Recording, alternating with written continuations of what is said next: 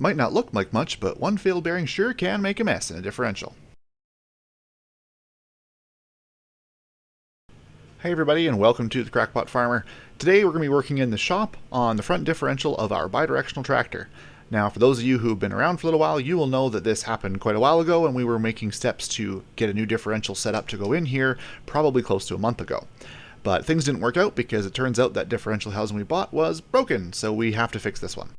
So of course the first step to working on something is to get it out of the tractor. So I'm by myself today, so I got the tires off and now I'm removing the differential from the tractor, and thankfully gravity helps pull things down, so it's relatively easy to remove it from the tractor. Just set on jack stands, unbolt it, and let it fall relatively gracefully. Now the whole thing weighs like 800 pounds and my back hurts already, so I'm going to use my skid steer to help get this up on jack stands so I can sit on a stool like a lazy bum to work on it instead of kneeling on the floor. So we'll get this differential opened up and cleaned up so you guys can see what exactly failed in here. And once that's done, we'll get our new and used parts put back inside and we'll get it put together and stuff it back in the tractor, where hopefully it'll be good for another 36 years or 13,000 hours, because that's what it did the first time. We got the cover off, and if you look closely inside, you will see there are pieces of the inner pinion bearing. They've scratched up the carrier pretty good. There was actually some hanging out in the spider gears here. The pinion shaft flops around a lot, and actually the pinion nut fell off. The splines in the pinion on the yoke itself are completely boogered. That should not go back on. The seal was all falling out when we got there. So let's get this thing opened up and see what everything actually looks like. It's a good thing we got spare parts. So now comes the long and tedious, boring part of taking it apart, which is quick, but then we have to get everything clean.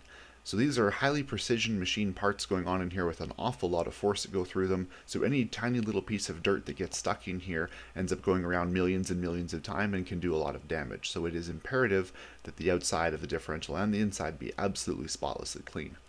Now, of course, since differential has kind of come apart, had a bearing fail and ground up things, there's all kinds of metal shavings inside. So we have to make sure we get all of that stuff out and make sure the differential is totally clean so that we can put all of our new expensive pieces back into it. So what happened on here, this is the pinion shaft. The inner pinion bearing, which is lower one down here, which is kind of missing pieces, came apart. This is what it should look like. This is the outer pinion bearing, still relatively assembled. There's all the rollers for the inner bearing. They all came apart. Here's the outer race. It's all chipped up. You can see it along here. It's kind of boogered.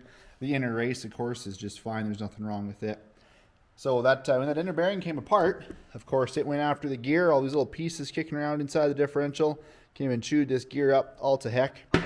And while that was being chewed up, of course, it went after the crown gear here. And I mean, honestly, it's a 40-year-old tractor. I probably could press this back into service, but I'm not going to. But while we were in here, we also see that the carrier itself got chewed up a little bit, so it may have hairline cracks and fractures in there. We don't want to deal with that. And the spider pin's on its way out. The roll pin got sheared off, and now the spider pin's walking out. So even if this bearing hadn't failed, it's possible this differential would have piled up on its own anyways. So yeah, we got some carnage here. Let's get some of our other pieces cleaned up. We got the housing cleaned up already, and let's get ready for reassembly. So this little sink is actually a Varsol parts washer. It uses a petroleum-based solvent to remove all the dirt and oil and grease and things off of any little parts that you so choose to. So I'm washing every single bolt and nut and every little piece I need to put the differential back together. All right, we got the housing all cleaned up. We even got the tubes all cleaned up inside. That was kind of fun. They're really rusty and really gross. We got all the old metal shards out of here. We got it cleaned up pretty good. She should be ready for reassembly. The outside of the housing's clean. Now, putting a differential back together is not nearly as easy as taking one apart. Every single case is slightly different. They're machined differently. All the parts are slightly differently, and by different I mean like 0.00 something different.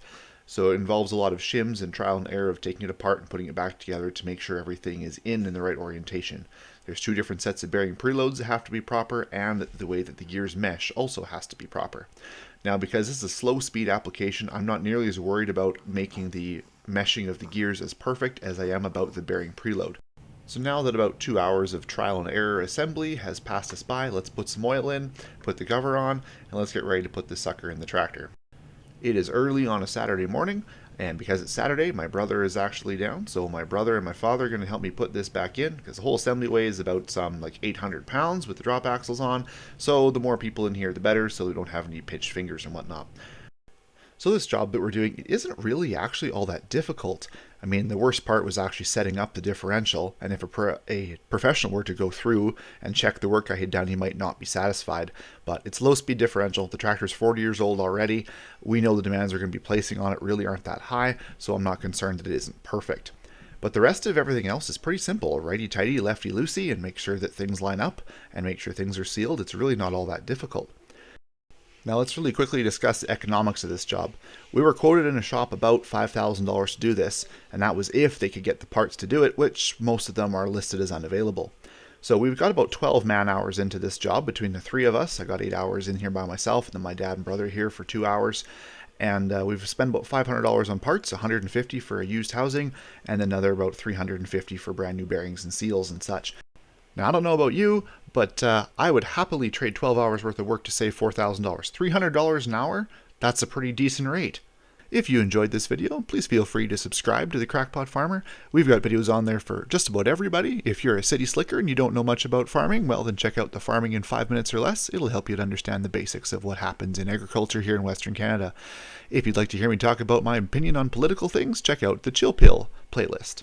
Please stick around in the coming months. We're going to be getting into seeding and spraying and harvest, and we'll be talking in depth about chemicals and fertilizers and crop management and rotation and cows and all kinds of other wonderful stuff, including our ventures into sustainable and regenerative agriculture. Thanks for watching, everybody, and hopefully we'll see you next time.